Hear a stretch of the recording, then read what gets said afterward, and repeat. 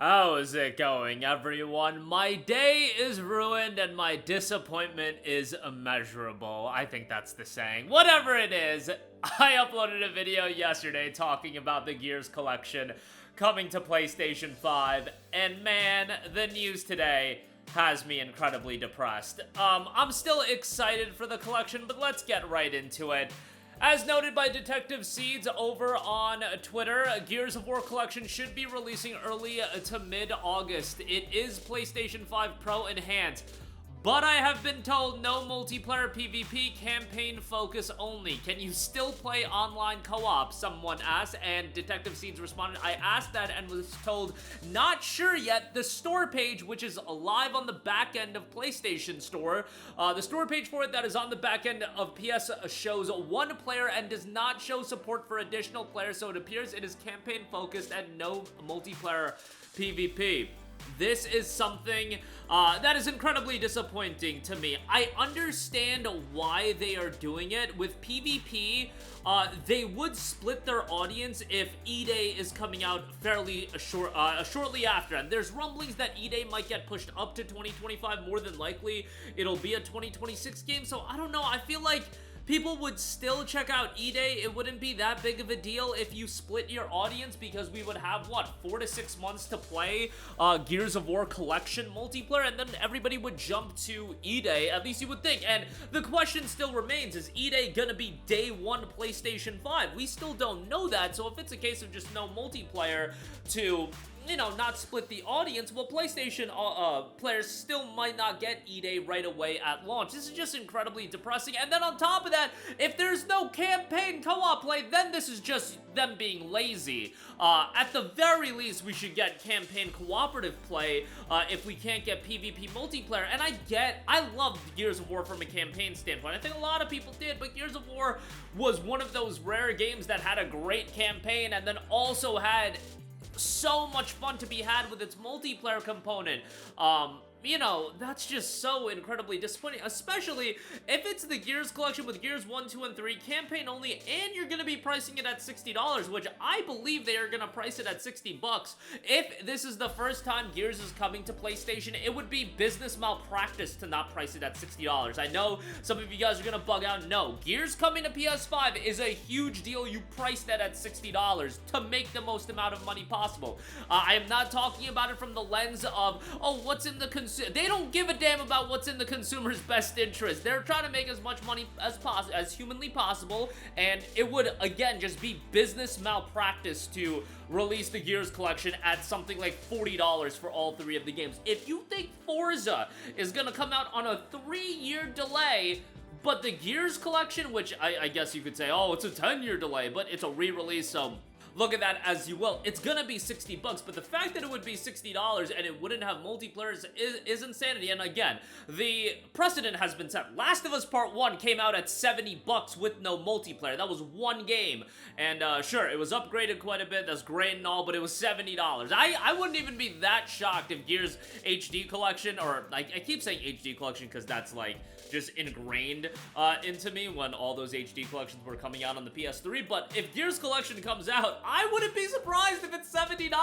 $70, no multiplayer PvP, and if there's no co-op campaign, man, I would still be excited for it because at least it's Gears on PlayStation. But at that point, it's just like you're taking those games and you're really neutering them. Even if they are visually enhanced, from a content standpoint, that is so lacking. And if Gears E-Day is a day one release, okay, fine, like, we'll get our multiplayer Gears via that, and, you know, who knows how they're gonna decide to roll out the multiplayer for that game. Is it gonna be a case of, hey, there's gonna be these live servicey elements to it, it's gonna have microtransactions and things like that, and they don't want to split the audience? That's the only reason I could really think of that argument of splitting the audience. That's what I've also brought up when it comes to PlayStation doing, like, Killzone collections and Resistance collections. Well, the issue is PlayStation is so into this live service stuff that you don't want to release multiplayer experiences that are gonna attract people away from the live service games that you want them to play, because those live service games live and die by your concurrent player count, by how many people are invested into those games. And if you're directly competing with yourself in the case of doing something like a Killzone collection or a Resistance collection, or in this case a Gears collection, that's an issue. But, you know, you can't do a Killzone, I mean, you could do anything. You could do a Killzone collection to keep it campaign only, but people will bug out. Same thing with Resistance. Gears, I think the campaigns are at such a high level that people are going to be excited anyway, and it's Gears on PlayStation. I think that's going to inherently make people excited, but I still think that's incredibly disappointing, again, especially if you're talking about a $60, $70 price point, which I could, again, you look at Last of Us Part 1, that was $70, and ultimately, you know, I bugged out initially, but they're gonna release it at the price point that they're gonna want to release it at. They're gonna provide the content that they're gonna want to provide, and people are either gonna buy it or they're gonna wait for a discount and then end up buying it anyway. Like,